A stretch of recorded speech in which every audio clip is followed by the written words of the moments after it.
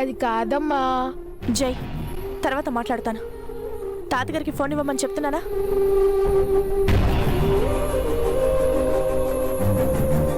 తాతగారు, అమ్మ మీతో మాట్లాడతానంటుంది.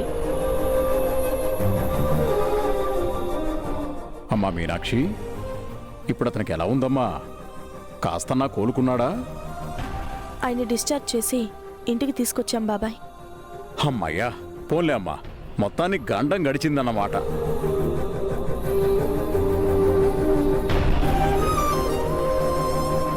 గండం గడవటం కాదు బాబాయ్, అసలు సమస్య ఇప్పుడే మొదలైంది.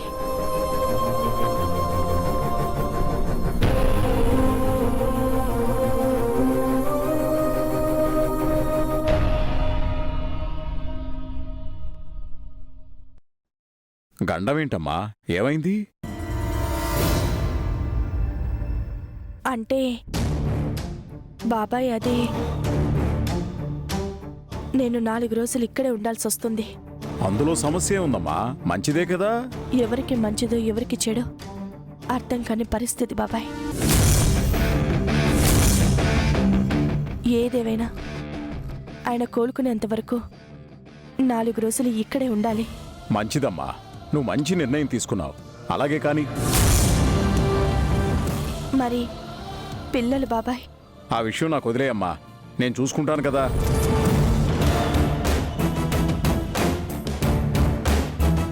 పిల్లల గురించి మర్చిపో. 4 రోజులు కాదు, 10 రోజులు ఉండిరా. పూర్తిగా నయమైన తర్వాతేరా. పిల్లల గురించి నువ్వేమీ కంగారు పడకు.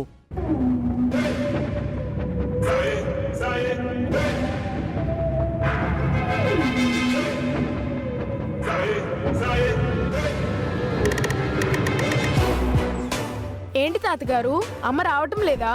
10 రోజులు ఉండి రమ్మంటున్నారేంటి? అమ్మ ఎక్కడుంది? రే, నువ్వు ఆగు, నేను చెప్తాను. సరేనమ్మా, ఉంటాను, జాగ్రత్త. నేను అమ్మతో మాట్లాడతాను తాతగారు. తర్వాత మాట్లాడొచ్చులేరా. ఉంటానమ్మా, నువ్వేం కంగారు పడకు.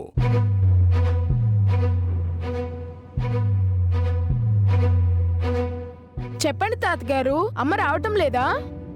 4 రోజులు 10 రోజులు అంటున్నారేంటి? అదేరా, చెప్పాను కదా, అతని కోసం మీ అమ్మ 4 రోజులు అక్కడే ఉండాల్సి వస్తోంది. ఏ సమస్య రాకుండా నేను చూసుకుంటాను కదా. ఆయనకి తగ్గిపోయిందా తాతయ్య? బాగుందట?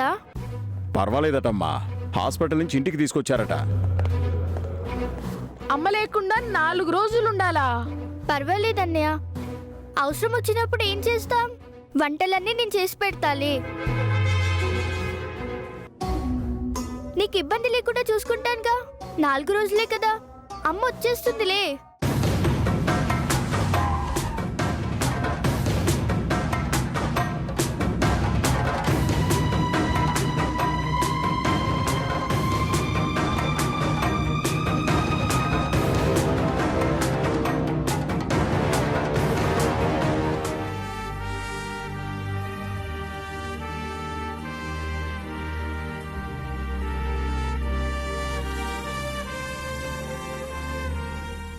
అన్నయ్యని చూస్తుంటే నాకు భయంగా ఉంది తాతయ్య.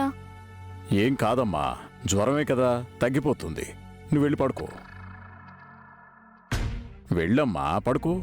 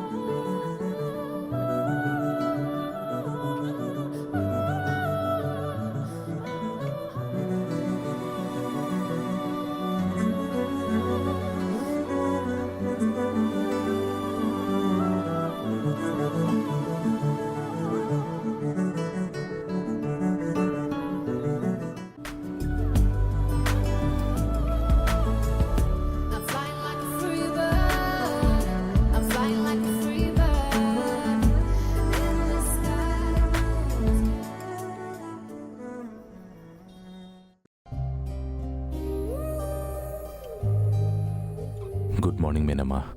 గుడ్ మార్నింగ్ అండి.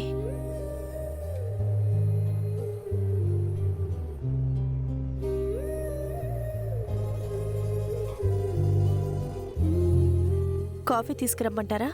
ఇప్పుడేం వద్దు మీనమ్మా. ఆ రూమ్లో నీ చైర్లు ఉన్నాయి మీనమ్మా, వెళ్ళి ఫ్రెష్ అవ్వు.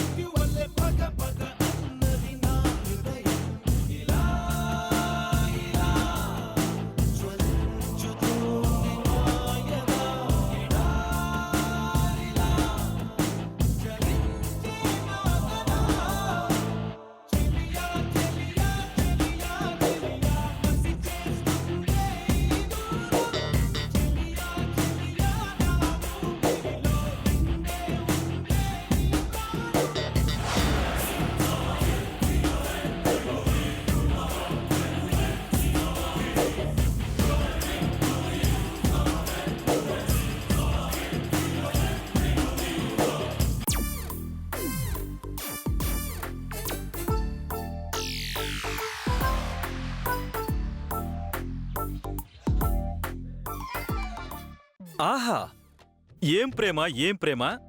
మీ భర్త గారిది ఎంత గొప్ప ప్రేమ మేడం. మీ మీద ఎంత ప్రేమ లేకపోతే నీ ప్రేమకై ఎదురు చూస్తున్న ఓ ప్రాణం అని మీ ఫోటో మీదే ఇంత అదిరిపోయే క్యాప్షన్ రాస్తారు.